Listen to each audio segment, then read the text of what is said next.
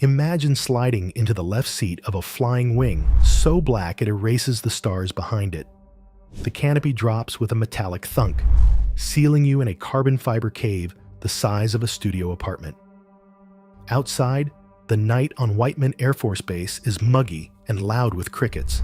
Inside, it's muted beeps and a low electrical hum, the heartbeat of a B-2 Spirit preparing to ghost the globe. 4 F-118 turbofans spool deep in the wing roots, hidden from radar and infrared eyes. You run a finger down the armrest switch panel, and the jet's skin comes alive. Millions of iron-ball microspheres ready to drink radar energy like black coffee. The annunciator chimes, "Low, observable, compliant." Translation? In 15 minutes, the best radars on Earth may see a golf ball echo at 600 miles per hour, or nothing at all. The Spirit wears an Air Force roundel, but ask any Tomahawk crew on a missile sub why they sleep better when you're airborne. The B-2 is the door kicker. The Navy's missiles pour through. During the June 2025 Gulf flash crisis, Spirits launched from Missouri, slipped through Iranian radar, and smashed command bunkers. Hours later, destroyers in the Arabian Sea rained cruise missiles on air defenses that were suddenly blind. Joint planners call it an uninterrupted effects chain. You just call it teamwork. Stretch your arms wide. Now multiply that span by 9. That's the 172-foot wingspan, hovering 5 feet above the runway, thanks to a tricycle gear that looks undersized until you remember the skeleton is titanium and the skin lighter than foil. On radar, the machine masquerades as a swallow. The secret, sawtooth trailing edge, heat diffusing inlets, and a seamless curve. Top speed, high subsonic. Unrefueled range, over 6,000 nautical miles. One drink from a KC-135, and any target on the planet is fair game. Numbers only hint at the stealth obsession. Ground crews spend 90 man-hours polishing the charcoal skin for every hour in the air.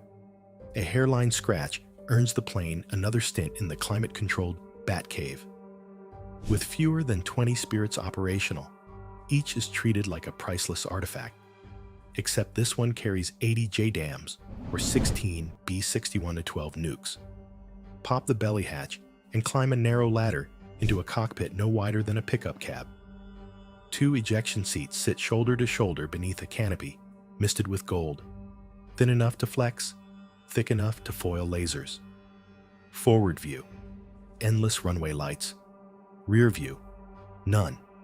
Just a ring of cameras stitching a 360-degree panorama onto 4 displays.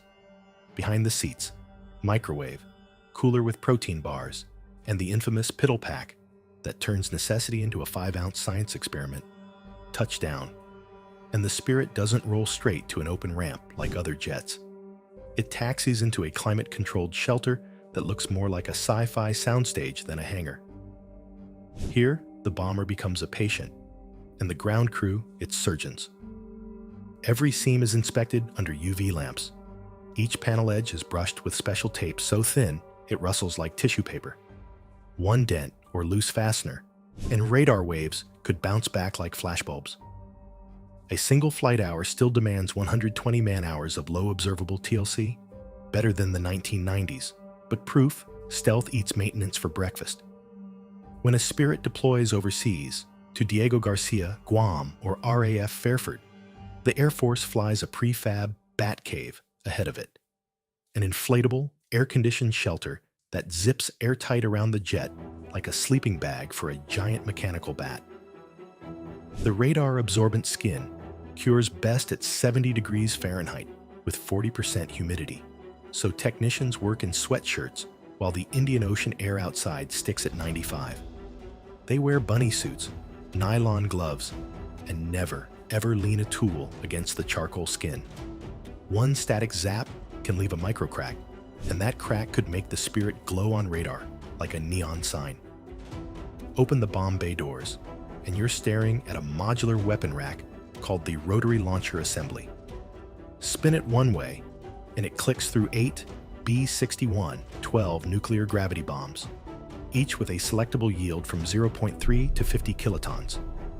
Spin it the other, and you can bolt on two 30,000-pound GBU-57 massive ordnance penetrators, steel darts capable of drilling 200 feet into granite. For big conventional nights, load the twin bays with 8,500-pound JDAMs, each GPS guided to within a single parking space. The real headline of 2025? Hypersonic readiness. Northrop Grumman quietly fitted Spirit 1039 with a dummy AGM-183 AARRW for captive carry tests over the Mojave in April. The Air Force hasn't confirmed full integration, but insiders call the Spirit our interim runway to Mach 5 until the B-21 Raider matures. If it lands, the B-2 becomes the first operational platform able to launch both a stealth cruise and a hypersonic glide weapon from the same bay. Stealth may be sexy, but deterrence is the day job. Under U.S. Strategic Command's single integrated operations plan, two Spirits on airborne alert can hold every hard target on Earth at risk. Leadership bunkers, silo doors, buried comm hubs. Unlike ballistic missiles whose inbound arcs are predictable, a B-2 can reroute, dodge weather, or loiter unseen until National Command whispers, "Execute."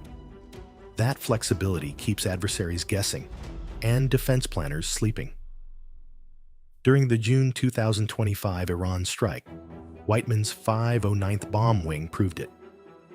The two lead Spirits entered contested airspace at just 400 feet AGL, masking behind terrain before pitching up to drop bunker busters on Fordo. Iranian radar logs captured only static. The first hint of trouble was a 30,000-pound shockwave rippling through bedrock. Hours later, Navy destroyers launched Tomahawks at missile sites, now blind without command. The message: when the triad plays in harmony, no bunker is deep enough. Block Spirit Realm 1 is the buzz phrase on the flight line this summer.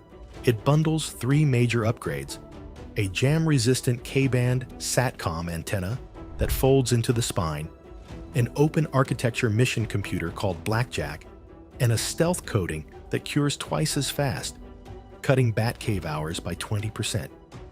The first jet flew with the suite on 24 May 2025. The rest of the fleet rotates through retrofit docks by late 2027, overlapping with B-21 deliveries. Pilots are already whispering about Blackjack's sensor fusion tease. Instead of juggling pages for radar warning, electronic support, and terrain following, data now flows into one panoramic display. One Spirit driver described it as putting night vision goggles on a ghost. The upgrade wave arrives just in time. Satellite imagery from China's Xinjiang province in July revealed new VHF over-the-horizon arrays tuned to unmask stealth. A week later, the Air Force dispatched 3 Spirits to Guam with fresh coatings and a tanker posse that looked a lot like an endurance dress rehearsal. Picture a moonless night on June 11th, 2025. 7 Spirits rumble off Whiteman's runway 2 minutes apart, climb to 28,000 feet, and turn east toward the Atlantic with transponders dark. Tankers over Nova Scotia top them off. Then the bombers dive to wave-skimming altitude, following a breadcrumb trail stitched together by intel in a windowless basement. 19 hours later, the lead pair crosses the Iranian coast at 400 feet AGL, terrain following radar mapping every ridge in real time. In the bay, two 30,000-pound GBU-57 bunker busters hang like steel stalactites. On cue, the pilots pitch up to a 40-degree climb, pickle both weapons, and roll inverted to watch them vanish into the dark.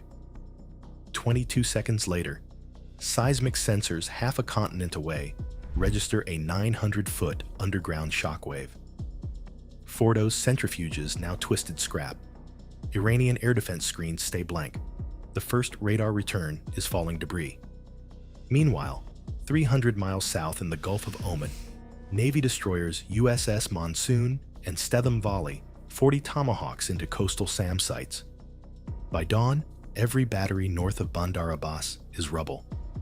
A joint communique simply reads, "Objectives achieved. Coalition forces suffered 0 casualties. The operation's 6-word lesson: stealth opens doors, teamwork walks through. Fast forward 3 weeks. Satellite images show China finishing another VHF over-the-horizon radar array in Xinjiang. Washington answers with a bomber-present sprint to the Pacific. Spirit's 1069, 1086, and 1037 take the tasking. The hop is 6,500 nautical miles, with 2 aerial refuels, one over Alaska, another near Wake Island. The trip clocks in at 22 hours gate to gate. By the time beachgoers on Guam spot the Flying Wing's ghost landing at Anderson, half the island's hotel rooms are already filled with support crews. Guam's heat kills stealth, so airmen erect 4 expeditionary aircraft shelters within 36 hours. Giant tan bubble tents cooled by truck-mounted chillers. Inside, coating specialists crack open vacuum-sealed ram paint from Palmdale. Outside, KC-135s cycle through a nose-to-tail ballet, engines turning as fuel hoses swap between jets. The message to every satellite overhead: yes, we can park ghosts on your front porch. Indefinitely. Ask a Spirit crew dog about glamour, and you'll get a laugh. Missions regularly push 40 hours, so pilots run a circadian trick called chrononutrition. 6 hours before takeoff, high protein, low carb. 2 hours in, caffeinated gum. Hour 14, go pills. Hour 28, no-go pills. When the tanker slot is done and the jet drones home, the cockpit stretches only as far as your legs. Seat backs recline 4 inches, and if you want to stand, you crawl into the avionics bay, clip a bungee to your harness, and float your feet against the roof, while blood drains from swollen ankles. Personal space? Whatever you can manage with noise-canceling headsets. Entertainment? Podcasts downloaded over secure Wi-Fi, and a handwritten dad joke tucked into each kneeboard by squadron spouses. A tradition since Kosovo '99. Make no mistake, every checklist item is tattooed into muscle memory. A stray elbow bumping the wrong switch could squawk an IFF code and blow stealth. Sleepiness is handled in 15-minute micronap relays. One pilot nods off, the other flies, then switch. They'll land looking like raccoons, slam a Pedialyte, and rush to debrief before the tires cool.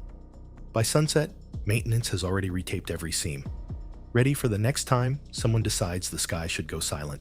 So, you want to fly the Shadow. First stop, undergraduate pilot training in a T6, where instructors grade your soul through every stall recovery. Survive that, and the Air Force hands you the keys to a T-38 Talon. Sleek, twitchy, and eager to prove Mach 1 isn't as fun as it looks on paper. Rack up 250 hours, memorize the tech order footnotes, and you might earn a coveted call sign at Friday's patch-on ceremony. Now the real vetting begins. Candidates bound for Whiteman spend 4 months in Spirit School, a warehouse of full-motion simulators that recreate everything, down to the cockpit coffee mug velcroed beside the DDI. Your first mission ride is a 35-hour loop simulating a global strike. Tanker rendezvous, terrain follow at night, weapon release, countermeasures, emergency divert, then do it backwards on less fuel. Fail one checkpoint, and you're politely redirected to a B-52 squadron. Security clearances go beyond top secret. The B-2 program issues a mosaic-style background probe that calls your freshman roommate and third-grade science teacher. Psychologists screen for subclinical claustrophobia and extreme monotony tolerance. Roughly 1 in 8 finishes the syllabus.